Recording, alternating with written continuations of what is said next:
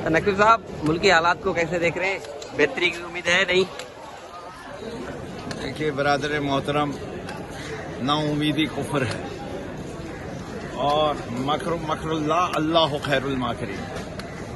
एक प्लान उनका, एक प्लान अल्लाह का, और अल्लाह से बेहतर प्लानिंग कोई नहीं कर सकता। और खुदा ने वादा किया है हर मुश्किल के बाद आसानी।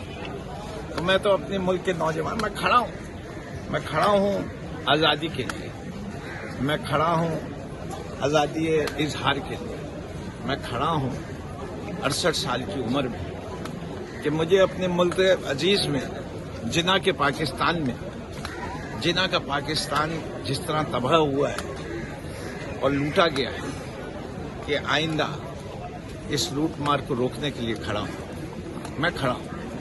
और इंशाअल्लाह उम्मीद रखता हूँ कि मेरे हर पाकिस्तानी में ये जज्बा होगा और नाउमीदी उसको छुएगी नहीं, कि वो खड़ा होगा, हक के लिए खड़ा होगा, निजाम में इंसाफ के लिए खड़ा होगा। मैं इंसाफ के लिए खड़ा हूँ।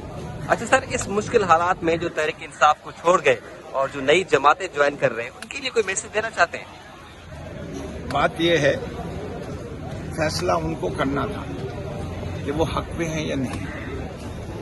बात यह है, जालिम हुक्मरान के सामने कलमा हक बयान करना सबसे बड़ी जिहाद है। और जिहाद के दौरान जो कुछ होता है उसका सिला जो है वो रब देता है। मुझे नहीं समझ में आती लोगों को किस बात की फिक्र है। जिंदगी और मौत तो अल्लाह देने वाला, इज्जत और जिल्लत भी वही देने वाला है, राज़िक भी वही है। मेरी बिल्डिंग तोड़ी, कोई फर्क नहीं पड़ता, उसने दी थी वो और देगा।